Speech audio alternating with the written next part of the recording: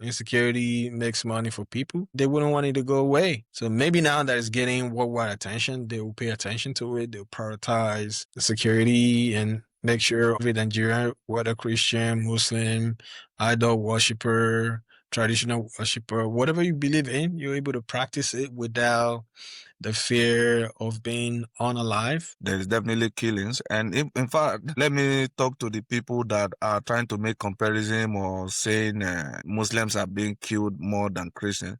This is not the popularity context. This is not, we are not trying to, draw who is being killed more. Nobody should be killed for what they believe in or for their faith. The reason all these people are raising their concerns and being cynical and being skeptical of the U.S.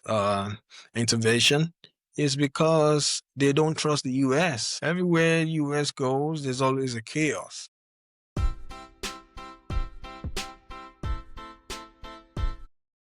Hello, everyone. Welcome back to the Wine Eve podcast. Thank you for joining us. And if you haven't subscribed, please go ahead and hit the subscribe button.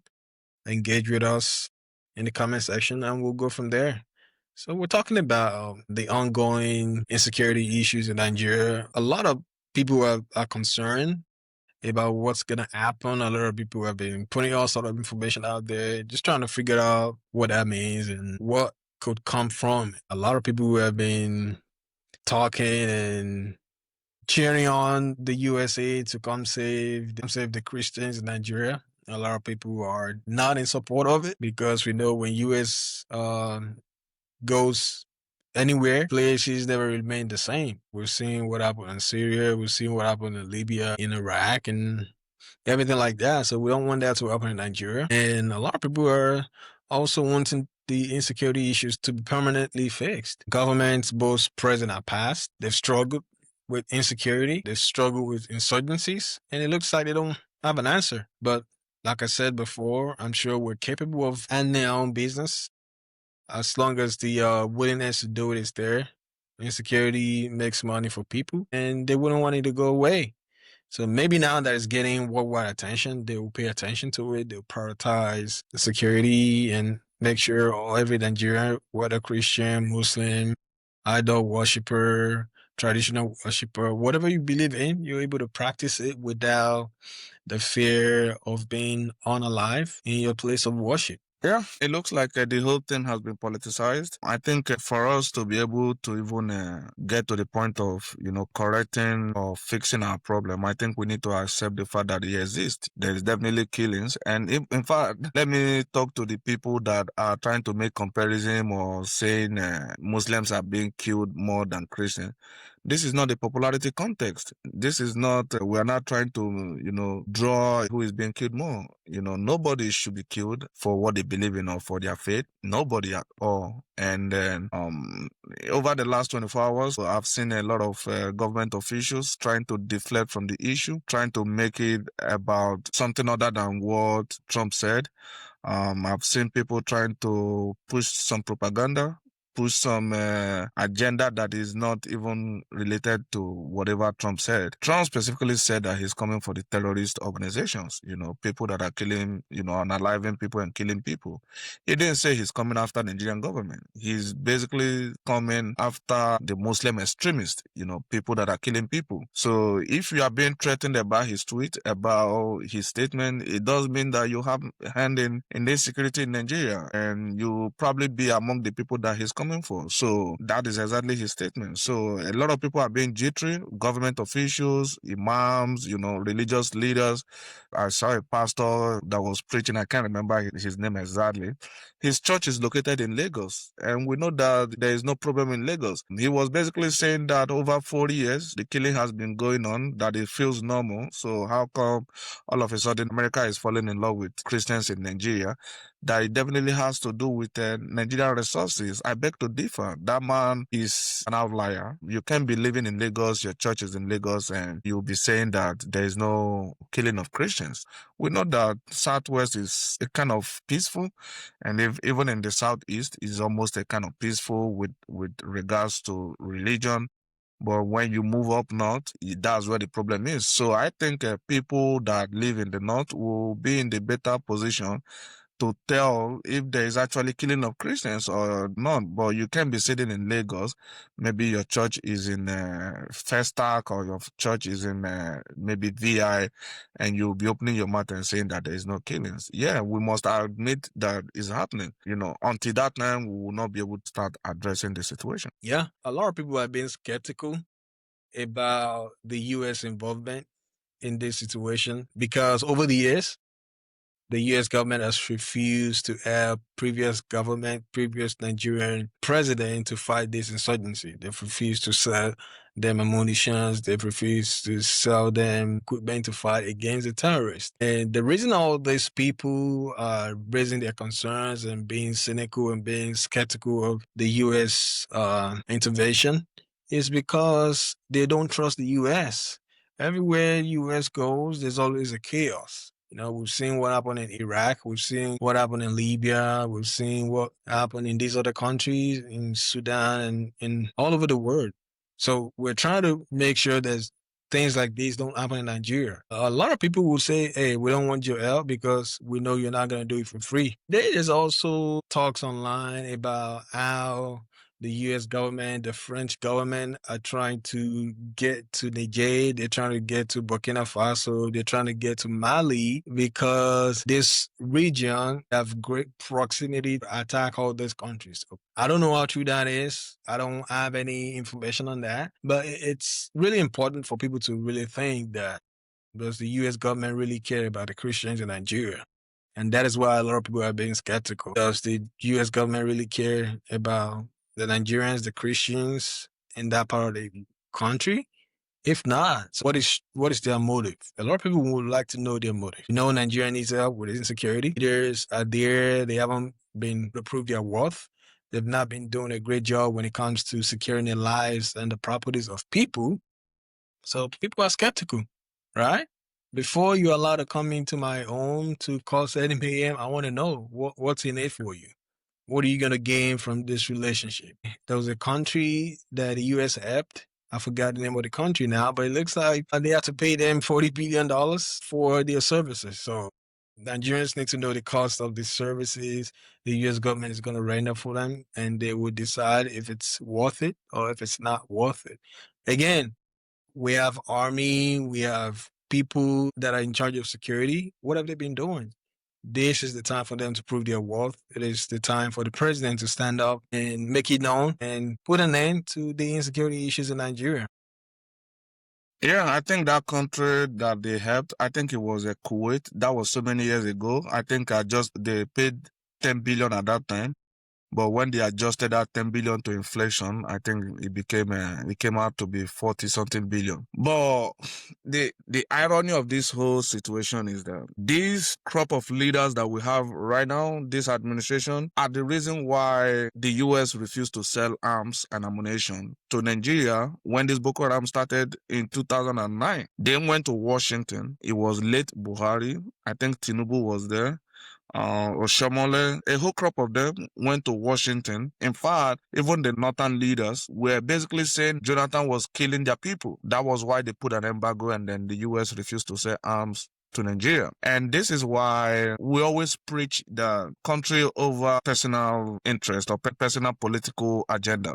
We really have to be very patriotic as a country. Because of personal interest, they played politics with this yesteryears, but today they are in this seat and they are almost reaping what they sowed then.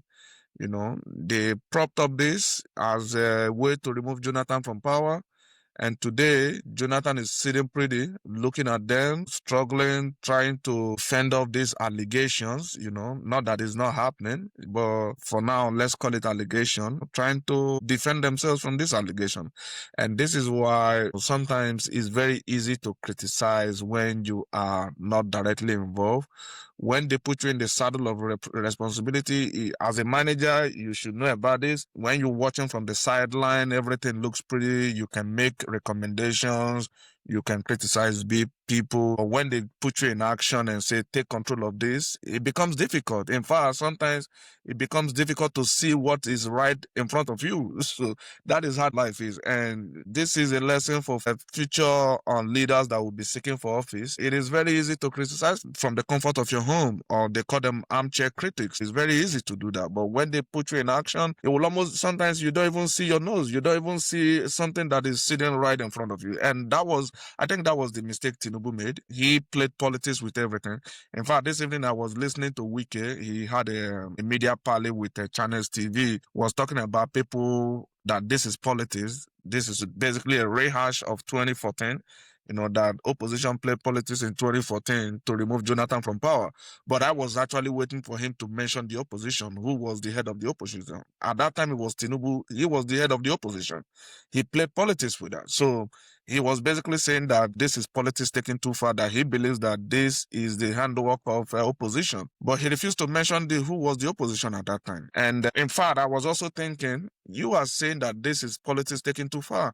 What happened in Rivers State was also politics taken too far. You basically suspended an elected governor just because of your political interest, just because you want to be in charge. You allowed them to suspend an elected governor for 6 months. And that wasn't politics taken too far, and this is politics taken too far. And it's amazing. It's interesting how Nigerian politicians, they speak, from both sides of their mouth. In fact, almost all Tinubu's essays, most people, almost 80% of the people in his administration, serving in his administration currently, they all criticized Jonathan at that time. Back in 2014, they criticized him. But today, they are in the driver's seat and they can't even see what is in front of them. That is how it is. This is a lesson for people that will be seeking for office. It's very easy to criticize. It's very easy to try to topple government, to try to grab power by all means. But after grabbing that power, what you do with that power is basically more important. For almost 2 years, Tinubu has been busy playing local politics. This is international politics. He's been playing politics more than governance. He have abandoned the work of governance and then play politics. Now almost all the state in Nigeria is in APC, but his a second term is still in the balance, because what is happening right now will determine if he comes back by 2027 or not. I agree, and it's unfortunate, right? Our leaders have not done a good job when it comes to securing their lives, when it comes to managing the resources of the country appropriately. They've done a horrible job with that.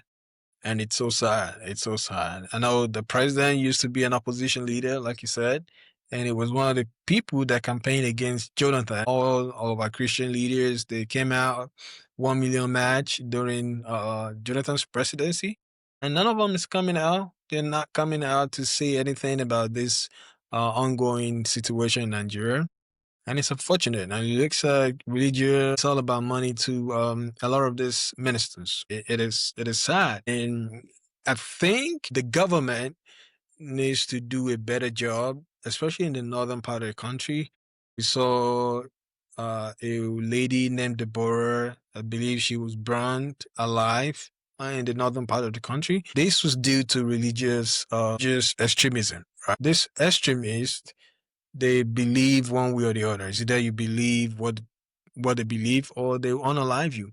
And if you ever speak against their God, it looks like their God can't fight by his or herself. They have to defend their God. They have to fight on behalf of their God in order to show how powerful their God is. Our government needs to do a better job in the northern part of the country to curb the widespread of religious extremism. That way, people can have a better way of life. They can find something to do with their time and not just sit in a religious location 24/7, being brainwashed, being told to carry arms and go pillage communities or unalive people in communities. No one is saying people shouldn't have freedom of religion. No, I'm not saying that. I'm just saying that our leaders, they should do a better job. They need to do a better job when it comes to what all these religious leaders are teaching, how they're brainwashing people and making people carry guns and go defend their God. It shouldn't be so. Yeah. When you say they need to do a better job, or the government officials in the north, I think a good place to start would be to abolish Amajiri, is that what you're trying to say? Amajiri school system or Amajiri system. They need to get rid of it completely because that system is breeding terrorists, is breeding people that will cause problems for the society in the future.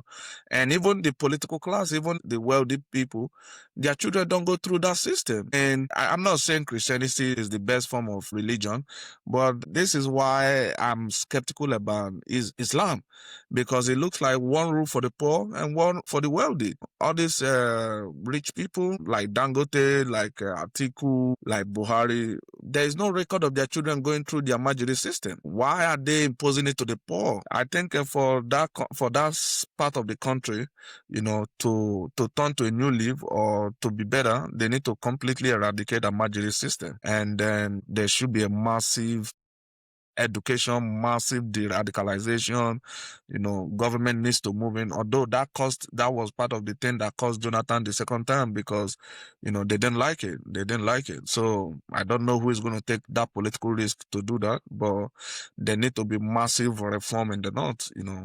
Educate them, get rid of the Amajiri school system, and then introduce good and better education to the people. Although the way they live over there, it looks like the wealthy people just like the less privileged to be around them, and then just come around and eat in their house instead of helping them to become something. Let us know what you think about the happening in Nigeria. This story is still developing. Like I said in one of our episodes, this is Trump. Trump can move from 0 to 100 in few seconds. So this may not be the last of this. Tomorrow we may see another headline. So let us know what you think of Trump's tweet about taking care of the religious extremists that are killing people in the northern Nigeria. Let us know what you think, and we'll be happy to engage with you in the comment section. And thank you for your support.